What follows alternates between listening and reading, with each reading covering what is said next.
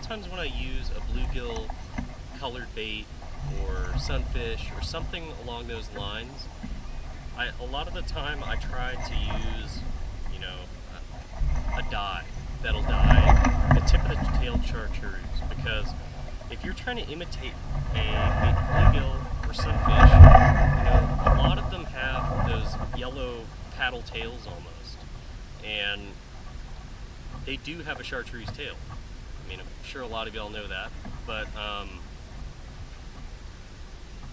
you know, it really makes it look more lifelike. You know, if you have something that very closely resembles a baitfish and it looks wounded, like you're using a fluke, when it's just kind of floating down, trickling, and making kind of erratic movements, it looks like a bluegill or a sunfish that's on its very last leg. And nothing could be more enticing to a bass than that. So, make sure you dye the tip yellow and chartreuse. Just, I mean, not every time, but at least try it out sometimes, because that could be the difference. You know, if those bass are really finicky, you know, that little difference in the tail could make a very big difference in your turnout and how many fish you catch. I spilled some of this dye on my hand.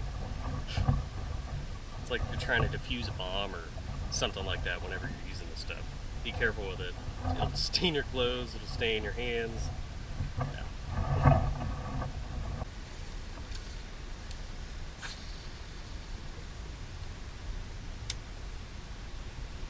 Alright everybody, so you know, a lot of times when I fish a fluke, I'm really going to try to let the bait sink all the way to the bottom on the first cast.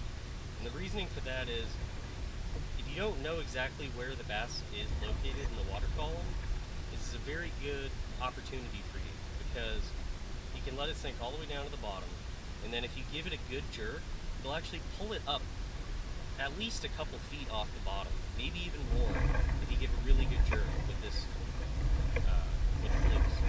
So, you know, it's a really good bait because you can kind of fish the top and bottom of cover very easily and consecutively throughout your cast. Because when you let it sink down to the bottom and then you twitch it a few times, it comes up. But then you get another opportunity to do that. Let it sink back down and then do it again.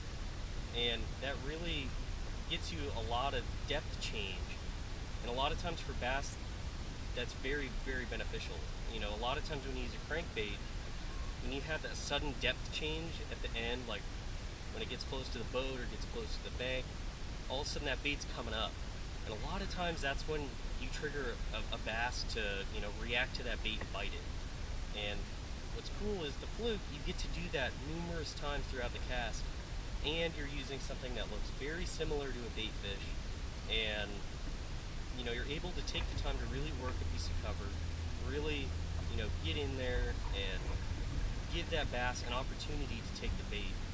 It's not quite so fast like a spinner bait or a crankbait, to where it gets in there and out very quickly, even if you're reeling very slowly.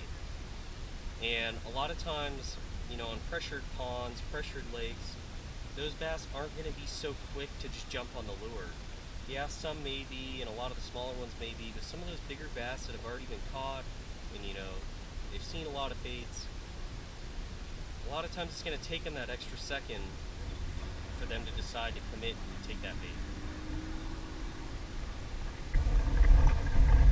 So with flukes, you have a lot of different options on how to retrieve bait, and that gives you a lot of different ways to figure out, you know, what the bass are wanting, and you know, maybe to kind of see how responsive the bass are to, you know, faster moving baits, things that are going to trigger a reaction like a spinner bait or a crankbait. You know, if you work that fluke real fast, like, you know, just twitching it the whole time like this along the top, like, maybe that's going to tell you that they might be responsive to a frog that day. Or maybe even kind of a spinner bait, you know, running it along the top of the water, something like that. It just gives you a lot of different clues, because with a fluke you can work it very, very slowly, you can work it faster, you can work it on the bottom, you can work it top and bottom the whole time, just yo-yoing it up and down across the water column.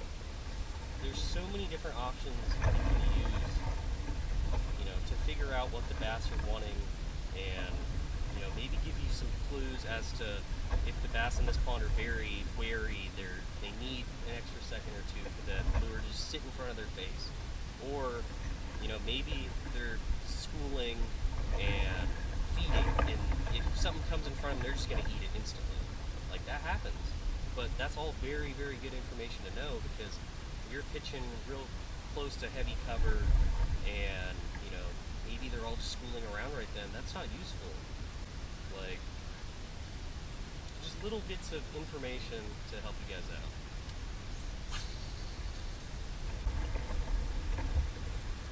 Just make sure that you vary your casts. Maybe throw 2 times a certain way at a particular piece of cover, or somewhere that you would like to throw. Maybe it's along a drop off, or maybe there's just one little rock there, something. Throw it 2 times one way and throw it another time another way. Figure out what the bass want. A lot of times,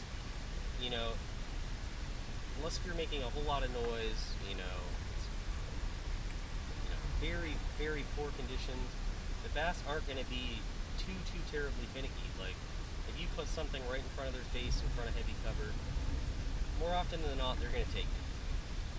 So, try different retrieves, maybe every 2 or 3 casts. So maybe do, maybe 2 or 3 different retrieves on each piece of cover. So maybe fish each cover anywhere from 4 to 8 times.